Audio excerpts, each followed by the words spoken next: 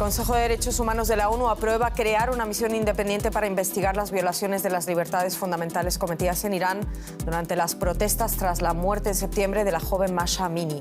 Bienvenidos a esta nueva edición de DW Noticias. Soy Ana Plasencia en Berlín. El nuevo mecanismo de investigación aprobado por el Consejo de la ONU recogerá y analizará evidencias de violaciones de los derechos humanos en Irán durante una represión que ha causado ya más de 300 muertos, entre ellos 40 niños. Gran parte de Ucrania, incluida su capital, seguía este jueves sin electricidad ni agua tras nuevos ataques rusos contra infraestructuras energéticas. El presidente Zelensky insta a Naciones Unidas a condenar lo que califica de terror energético de Moscú. La esperanza es lo último que se pierde. Rescatado con vida un niño de 6 años 2 días después del devastador terremoto en Indonesia.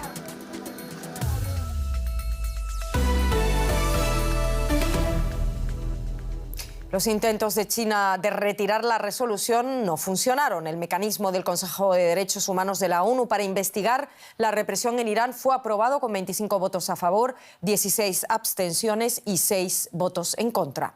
El gobierno iraní criticó la resolución aduciendo que las naciones occidentales que la respaldan carecen de la credibilidad moral que predican hacia otros en materia de derechos humanos. Pero según Naciones Unidas, 14.000 personas, incluidos menores, han sido detenidos ya en Irán en 2 meses de manifestaciones. La sesión extraordinaria de la ONU fue convocada a petición de Alemania e Islandia y fue la ministra alemana de Exteriores, Bea Bock, quien instó a los demás a actuar. Proponemos que se establezca un mecanismo independiente e imparcial de la ONU que investigue estas violaciones a los derechos humanos para que los responsables rindan cuentas. Porque la impunidad impide que exista justicia. Justicia para las hermanas, justicia para los hijos, justicia para las madres. Ellas tienen nombre: Gina, Abulfazl, Minú. Hoy se trata de ellas y de ser valientes aquí en Naciones Unidas para que se hable de esto. Víctimas con nombre y apellido en esas protestas de Irán. Esa sesión extraordinaria, como decimos, en el Consejo de Derechos Humanos terminó pues con la aprobación de esa misión independiente para investigar la represión. Hubo 6 votos en contra, lo comentábamos, entre ellos el de China, fracasó al intentar retirar el texto. Conectamos con Gabriela Sotomayor en Ginebra. Gabriela, en virtud de esa resolución, la misión investigará los asesinatos en Irán. ¿Por qué es tan importante ese documento y cómo fue la votación? ¿Qué tal? Buenas noches, Ana. Estoy aquí en la sede de Naciones Unidas en Ginebra, Suiza, en donde se llevó a cabo la votación. Es muy importante porque es la primera vez que se establece este mecanismo de investigación de hechos para Irán, y sobre todo en este contexto de las manifestaciones. China trató de quitar la parte fundamental de la resolución, la parte que llama a esta investigación, a esta misión de investigación de hechos, pero afortunadamente no pudo pasar adelante, a pesar de contar con el apoyo de gobiernos como el de Cuba y el de Venezuela. Entonces, ahora nada más espera que se ponga esta manifestación de esta investigación de hechos y el Consejo de Derechos Humanos nombre a estos miembros de esta misión que va a investigar esta situación en Irán. Gabriela, si te parece, vamos a hablar un poco más de esa misión. ¿Cuál es la función de ese mecanismo de investigación? ¿Cómo va a funcionar? ¿Cómo va a trabajar? Pues mira, el presidente del Consejo de Derechos Humanos va a establecer esta misión, va a escoger a expertos reconocidos por su trayectoria legal internacional, y entonces estos expertos formarán esta misión. Todos ellos van a recabar toda la evidencia posible sobre estas presuntas violaciones de derechos humanos contra los manifestantes, ejecuciones, detenciones arbitrarias, uso letal de la fuerza. Y entonces todas estas evidencias van a ser recabadas y van a ser llevadas a un tribunal de justicia. Todavía no se sabe si será la Corte Penal Internacional, un tribunal internacional de justicia o qué mecanismo se va a utilizar. Pero se van a llevar con nombre y apellido los nombres de los perpetradores de estas violaciones de derechos humanos para que rindan cuentas ante la justicia internacional. Muchísimas gracias por todas estas informaciones desde Ginebra en esa sesión extraordinaria del Consejo de Derechos Humanos. Gabriela, muchísimas gracias. Un saludo. Un saludo.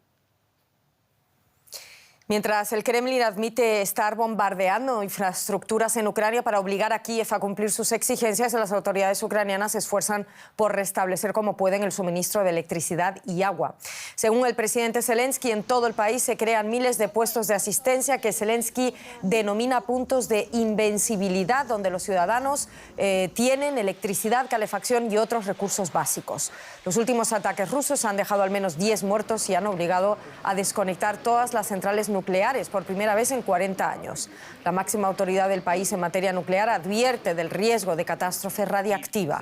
Zelensky ha instado a la ONU a aprobar una resolución de condena contra lo que califica de terrorismo energético ruso. Nuestro corresponsal en Kiev, Nick Connolly, nos acerca a la situación que está viviendo la población actualmente en la capital ucraniana y sobre todo tras esos recientes bombardeos de Rusia. La situación se ha estabilizado un poco, no se produjo el colapso total que algunos temían ayer por la noche. La red nacional ha sido reconectada en parte. Hay varias redes paralelas que no estaban conectadas entre sí. Las plantas nucleares se apagaron para evitar la sobrecarga del sistema. Aparentemente, se pudieron evitar daños aún mayores. Se vieron muchas soluciones creativas en las redes sociales, como imágenes de tranvías impulsados por tractores en vez de con electricidad. No hay ningún cronograma de cuándo se normalizará el suministro eléctrico. En Kiev hay de nuevo agua corriente desde hace algunas horas. Se cree que retornará la calefacción. En algunas zonas mucha gente no tiene la opción de recurrir a generadores o hacer fuego para calentar la comida.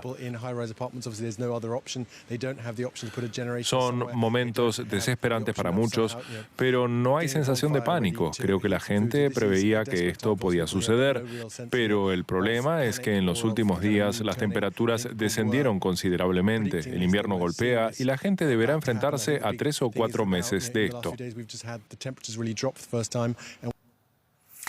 El presidente turco Recep Tayyip Erdogan asegura que lanzará una ofensiva terrestre contra los kurdos del norte de Siria en cuanto sea posible. Desde el pasado fin de semana, las fuerzas aéreas turcas han bombardeado cientos de objetivos en Irak y en el norte de Siria. Rusia y Estados Unidos instan a Ankara a evitar una escalada. Misiles turcos volvieron a caer en áreas dominadas por los kurdos.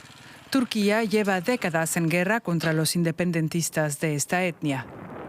Los kurdos son mayoría en una región que se extiende por 5 países, entre ellos Irak, Siria y sobre todo Turquía, donde su lucha por la autodeterminación siempre se enfrentó a la respuesta militar de Ankara. Turquía acusa a los kurdos sirios e iraquíes de estar detrás del atentado de principios de este mes en Estambul.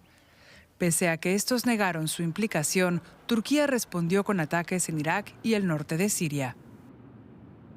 En este país, turcos o fuerzas proturcas controlan algunas zonas fronterizas marcadas aquí en azul. El presidente Recep Tayyip Erdogan quiere ampliar estas áreas y está atacando territorios controlados por los kurdos y sus aliados aquí en amarillo. Los kurdos de esta zona son aliados de Estados Unidos y fueron fundamentales para combatir a Estado Islámico, pero Ankara no distingue entre los kurdos sirios y el grupo terrorista ilegalizado PKK. Los kurdos están respondiendo disparando cohetes contra las áreas del norte de Siria controladas por Turquía. Washington y Moscú han instado a Ankara a evitar una escalada de la situación, un llamamiento que hasta ahora ha sido desoído. Los equipos de emergencia de Indonesia trabajan a contrarreloj para encontrar supervivientes tras el terremoto que dejó más de 270 muertos. Un niño de 6 años fue rescatado con vida tras pasar 2 días atrapado entre los escombros. Su milagroso rescate reaviva las esperanzas de poder encontrar a más supervivientes entre las ruinas provocadas por el temblor que devastó el lunes la ciudad de Cianjur, en Java Occidental. Maquinaria como esta de juguete pero real es la que ha salvado su vida y la de muchos otros niños. Aska fue rescatado de los escombros después de 2 días sin alimento ni agua. Ha estado muy callado desde entonces, sigue en estado de shock. Lo hallaron en su habitación de la segunda planta, enterrado bajo hormigón y escombros. Un armario le sirvió de protección y salvó su vida. Durante 2 días, su padre y yo teníamos la sensación de que Aska seguía en su habitación y al final fue así.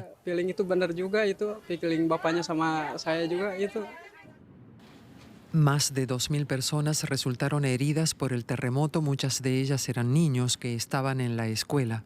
Aún hay más de 40 desaparecidos. Su tiempo se acaba según las autoridades.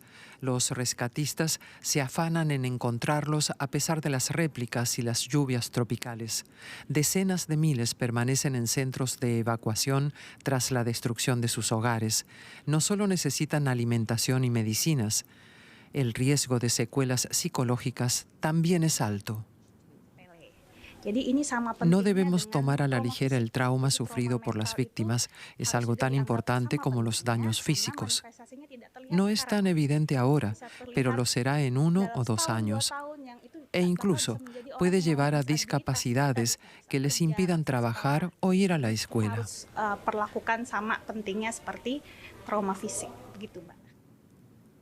Aska necesitará tratamiento psicológico. Perdió a su madre y a su abuela en el terremoto. El oeste de la isla de Java necesitará tiempo para recuperarse y conocer la verdadera dimensión de la catástrofe.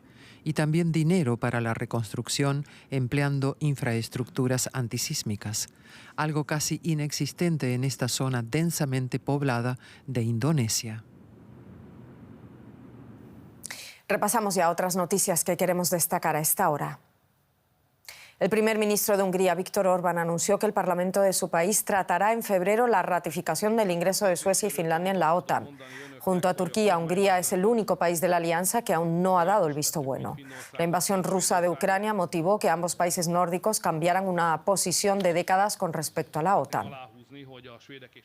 La Cámara Baja del Parlamento ruso ha aprobado por unanimidad una ley que prohíbe lo que denomina propaganda LGBT. Bajo la norma no se permitirá ninguna representación positiva de relaciones homosexuales en redes sociales, publicidad en la literatura o el cine. Se espera que la iniciativa sea aprobada por la Cámara Alta y firmada por el presidente Vladimir Putin. El aeropuerto internacional de Berlín tuvo que cerrar sus 2 pistas de aterrizaje debido a la irrupción de activistas de un grupo ecologista. Este video, publicado por el grupo Última Generación, muestra a sus militantes cortando vallas y pegándose con adhesivo a la pista. Un funcionario informó que los activistas fueron detenidos. Damos paso ya a la economía con Paco Furió. Gracias, Ana. Y comenzamos hablando de la Unión Europea, que fracasa en su cumbre energética y no alcanza un acuerdo sobre imponer un tope al precio del gas. Y es que el club comunitario está profundamente dividido sobre cómo atajar los exorbitantes precios energéticos. Mientras algunos Estados miembros, como España, mantienen que el mecanismo propuesto por la Comisión Europea es prácticamente imposible de activar, porque el umbral es elevado, fijado en 275 euros. Otros, como Alemania, creen que podría generar problemas en la seguridad de suministro. El veto a una plataforma de gas para compras conjuntas y un mecanismo de solidaridad entre los países se mantiene hasta lograr un acuerdo en los precios. El 13 de diciembre habrá nueva reunión. Y antes del programa le preguntábamos a María Zornoza en Bruselas por este desacuerdo, cuáles son las 2 posturas enfrentadas y qué posibilidades de acuerdo hay para la próxima reunión. Como dices, ha sido un Consejo de Energía altamente emocional e intenso del que la Unión Europea sale profundamente dividida sobre esa controvertida medida para poner un tope al precio del gas. Aquí hay 2 bloques claramente enfrentados, el de 15 países que lideran países como España, Francia o Italia, que quieren un límite mucho más reducido que esos 275 euros propuestos por la Comisión Europea. Dicen que esta medida es absolutamente necesaria para evitar las tendencias inflacionistas desorbitadas que hemos visto durante los últimos meses, pero enfrente se encuentra con otro bloque liderado por Alemania, Países Bajos o Dinamarca, que no quieren ninguna intervención del mercado energético y alegan que medidas de este tipo podrían generar en distorsiones del mercado interior de la Unión Europea y sobre todo en un posible escenario de desabastecimiento energético. Como dices, toda la presión se traslada ya a esa cita del 13 de diciembre. Hay que decir que hay más optimismo en que de este encuentro sí que salga un acuerdo sobre el tope al precio del gas. No hemos descortado descorchado todavía el champán, pero hemos metido la botella en la nevera. Resumen desde la presidencia checa del Consejo. Gracias, María. Y los estadounidenses se dirigen a sus casas para celebrar este jueves la fiesta de Acción de Gracias. Los expertos afirman que se trata del mayor día de viajes en Estados Unidos desde antes de la pandemia. Pero lo harán apretándose el cinturón, ya que la inflación está pasando factura y ha encarecido la canasta básica de alimentos en un 20% en comparación con el año pasado. Y la cena de Acción de Gracias no será la excepción. El alza de precios también ha mermado las esperanzas de los comerciantes para el Black Friday. Pues Ana Nieto, ¿cómo cambia la inflación esta tradicional cena?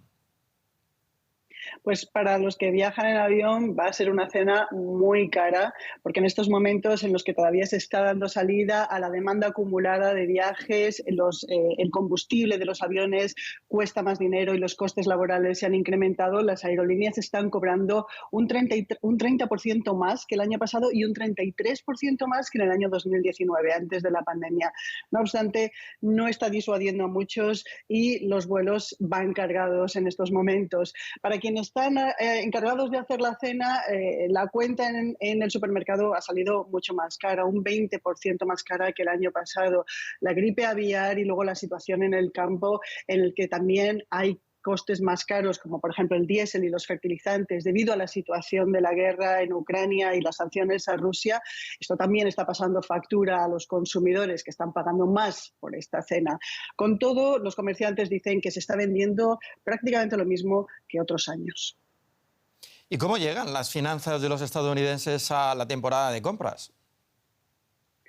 Y la temporada de compras que comienza mañana, el Black Friday. La Federación Nacional de Comerciantes al por menor cree que este año se van a gastar un 8% más que el año pasado y que más o menos el gasto rondará los 960.000 millones de dólares. El incremento es menor que el 13% del año pasado, pero claro, el año pasado no había un 7% de inflación como hay ahora. Según un estudio de Morgan Stanley, el 70% de los consumidores está esperando las rebajas de aproximadamente un 20% y grandes descuentos, aunque no se va a hacer tantas compras, por ejemplo, como otros años de computadores, de electrodomésticos o de artículos de lujo, sino que se va a enfocar un gasto más en experiencias, en viajes, en vacaciones. Los consumidores llegan a fin de año con los ahorros muy mermados, con una tasa de ahorro muy baja del 3,1% y con mucha deuda en sus tarjetas de créditos. En el último trimestre esta deuda ha crecido un 15%, que es lo más que ha crecido en 20 años y se acerca a niveles récord. Pues muchas gracias, Ana, por esta información y, aunque sea más cara, que tengas una buena cena de Acción de Gracias. Muchas gracias a ti. Dejamos ahora la economía. Más noticias. Fueron quienes identificaron la variante Omicron de COVID-19 y quienes inmediatamente después dieron la voz de alarma, pero en lugar de ser elogiados, los científicos de Sudáfrica que están detrás de ese descubrimiento se convirtieron en chivos expiatorios, recibiendo amenazas de muerte y prohibiciones de viajar. Ahora son reconocidos aquí en Berlín con el Premio Alemán de África. El Instituto Botswana-Harvard para el SIDA es una de las principales instituciones de investigación sobre el VIH del continente africano. Cuenta con algunos de los mejores virólogos, como Shikulile Moyo. Cuando llegó la pandemia, Moyo y su equipo dejaron de centrarse en la secuenciación del VIH para trabajar con el coronavirus. Y en noviembre de 2021 descubrieron un nuevo patrón con una gran cantidad de mutaciones, la variante Omicron. Lo comunicaron inmediatamente.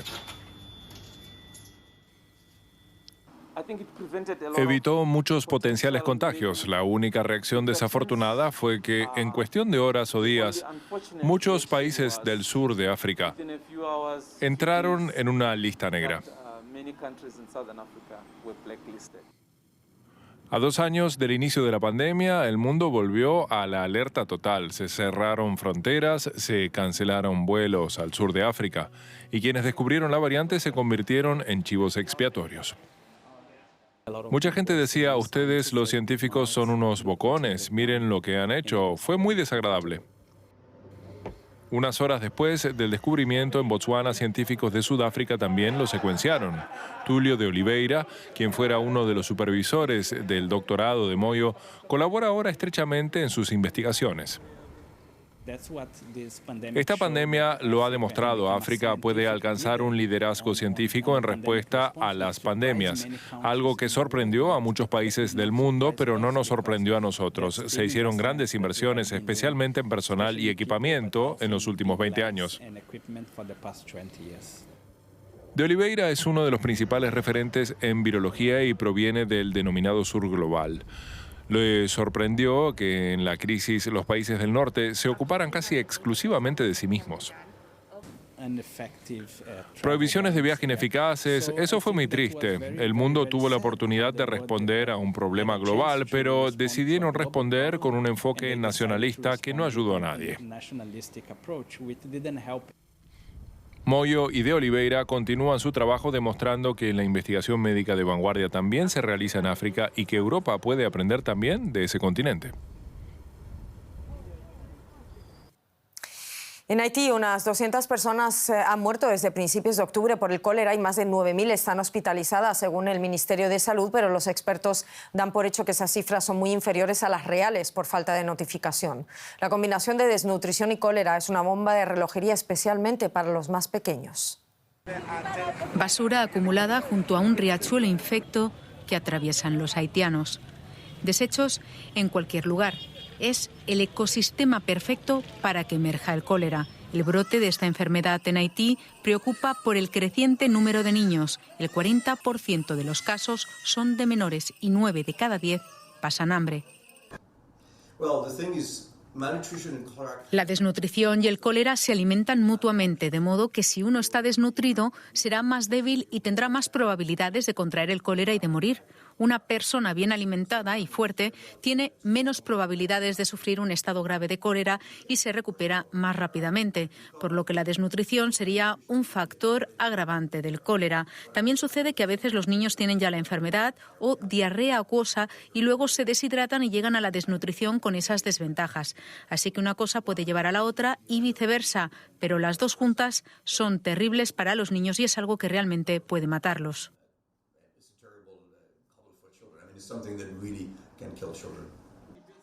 Estos son los rostros de la desnutrición.